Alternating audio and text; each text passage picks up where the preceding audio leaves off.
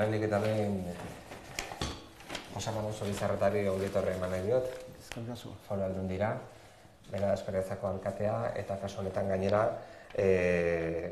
Debagoienako mankomunitateko garapen eta turismo saileko presidentea. Garapen agentzia izan da, hain zuzen ere, puntaik punta festival edo jaialdi hau antolatu duena, laugarren edo laugarrena da. Oso ideia interesgarria, kirolaren eta turismoaren ikuspegitik begiratuta, dakizuenez, gure asmoa beti izan da legealdi honetan turismoaren arloan barnekalderuz begiratzea eta barnekaldean eduki turistiko erakargarriak sustatzea, eta kasu honetan oso gusto handiz hartzen dugu aurkezpen hau, ez? Azken batean, hemen gure inguruan, gure herrian hain errotuta dagoen senderismoa edo mendibueltak ematea, horri halako forma bat ematea da, jaialdi forma bat ematea da, maiatzaren hasieran, maiatzaren lehena aprobetxatuz eta ja asteburura arte, maiatzaren 5 arte, antolatzen dira txango desberdinak, senderismo txango desberdinak, eta hortik aurrera hori aprobetxatuz ja antolatzen dira baita ere beste ekitaldi kultural batzuk, ez? Ez dauka misterio handirik, baina bai egia da, azkenean antolakuntza bat dagoela, halako ingrediente turistikoak ematen zaizkiola, ingrediente turistiko eta kulturalak ematen zaizkiola, eta mendira joateko beste modu eta beste eskusa bat ere badala, ez? Eta alde hortatik, nahiko genduke deialdia egin baita Gipuzkoako gainontzeko eskualdeetako biztanleei, Donostiarrei eta Irundarrei eta Errenteriarrei aprobetxatu dezaten aukera hau Eskoriatzan eta Debagoienan maiatzaren lehenetik 5 arte ospatuko den jaialdi honetara hurbildu daitezen, ez? Decía muy brevemente que, siempre estamos buscando excusas y argumentos para insistir en el turismo de interior, ¿no? En este caso, esta es una iniciativa que vincula cultura, deporte y turismo, porque Punta y Punta no deja de ser un festival. Esta es la 4ª edición, organizada por la Agencia de Desarrollo Comarcal de Debagoiena. Con nosotros está el alcalde de Escoriaza y también presidente de la Agencia de Desarrollo Comarcal.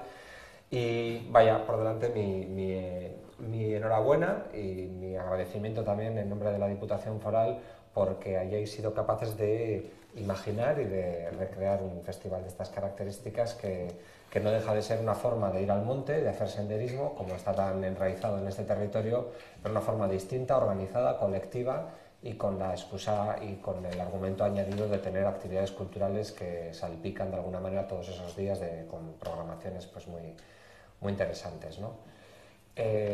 Por mi parte, nada más. ¿Le paso la palabra directamente al alcalde o...? No, al alcalde. Al alcalde, muy bien. Bueno, egun on guztioi. Gure aldetik, lehenengoz eta behin eskertu behar dakagu aurkezpena, ze egia da, bere momentuan pentsatu genuenean Punta y Puntako jaialdia Foru Aldundiaren laguntzarik gabe ezinezkoa izango zen. Beraz, zentzu horretan, horrelako ongietorria eta aurkezpena, eta euren laguntzari esker egiten dugu. Egia da, Foru Aldundiarekin batera, Basketur ere tartean dakagu, eta aurten, segurazko ternua ere gurekin izango dira, laguntzaile bezala. Baina, batez azpimarratu nahi duguna da, nolabait, Punta y Punta jaialdiaren funtsa edo helburu nagusiena, ez? Gu Punta y Punta sortu ginen 2 arrazoigatik. Alde batetik, gure baiaran daukagun GR eta PR guztien erakusleio nagusi bat zabaltzeko, baina pentsatzen genuelako gu barnekaldeko turismoari buruz hitz egin behar dakagu, eta barnekaldeko turismoan zerikusia dakagun entorno naturala. Orduan, nik uste dut Punta y Puntaren helburu nagusiena hori da. Nolabaiteko barnekaldeko turismo hori bultzatzea. Turismoarekin batera dakagu eta hori Punta y Punta jaialdia da alde batetik, eta Denisek esan duen bezala, gure GRPR ezagutarazteko, baina horrekin batera antolatzen dugu jaialdi orokor bat, musika, bai nauzi, bai umentzat, bai beste zenbait erakusketa antolatzen ditugunak, ez? Orduan, nolabaiteko aukera paregabea da gure baiara ezagutzeko, gure eskualdea ezagutzeko, bai turismo aldetik, bai gastronomia aldetik, eta bai ditugun errekurtso desberdin guztietarako, ez da. Zer estanik ez, Arantzazu ezaguna da gure baiaran, baina Arantzazutik aparte baditugu beste zenbait gauza, ez? Intxorta, Arrikurt, Aitzorroz bera, Kurtzeberri, Udalait, baditugu horre, esan ezkero zerrenda luzea dakago, ez?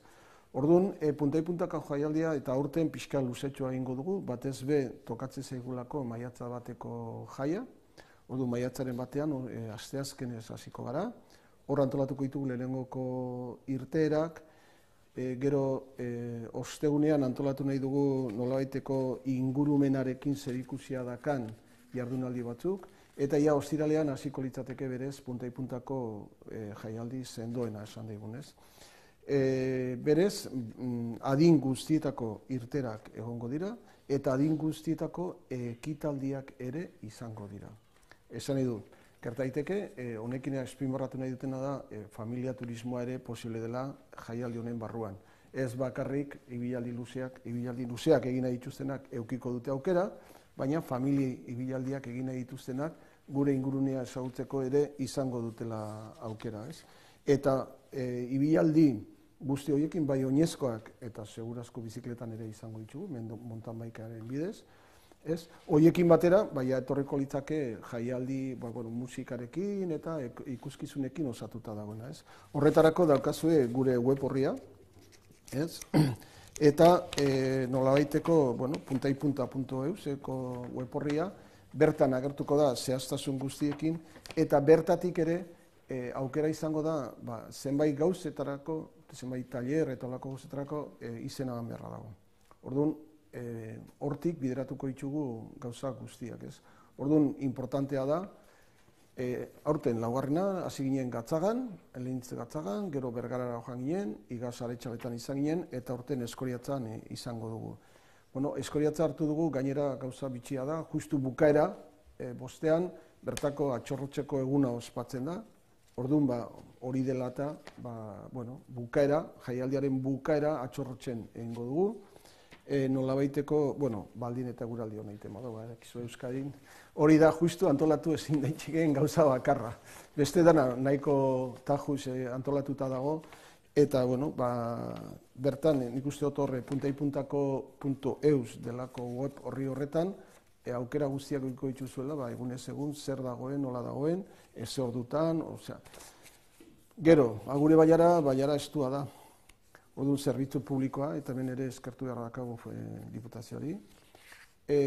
Zerbitzu publiko sendotu ingo da, ordu desberdinetan, ugaritu ingo dira autobusak, beraz, eskatzen dugu mesedez zerbitzu publikoa erabiltzea gure baiarara iritsi ahal izateko, ez? Gaur egun erresa da, ondo komunikatuta gaude, zerbitzu ugaria da, eta ona, orduan zerbitzu publikoa erabiltzeare ezinbestekoa guretzat, buruko min gutxiago, ze bestela leku, badugu lekua, baina erraztu ingo luke antolaketa guztia. Eta gure aldetik besterik ez, ez dakit Maitek bukatzeko bi hitz edo zer nahi dituen. Bueno, yo por mi parte felicitar a la organización, a la comarca y a los distintos ayuntamientos de esta por esta vía que están impulsando y en la que estamos profundizando en estos últimos años. También agradecer lo fácil que es el trabajo con la comarca y con los distintos ayuntamientos de esta y poner en valor lo que el alcalde, yo creo que manifiesta con mucha modestia y es la gran oferta que tiene esta comarca del interior del territorio que nos propusimos y que nos hemos propuesto impulsar desde Explore San Sebastián Reggio, ¿no? Desde esa marca. Lo dice con toda humildad, pero la verdad es que es muy amplia y variada la oferta, ¿no? Y el turismo de naturaleza, el turismo de paisaje, pues es lo que pone un poco el colofón a toda esa cultura, patrimonio, historia que tiene el territorio, esa tierra ignaciana que también nos ha situado a nivel del mapa europeo y mundial, además premiado. Y por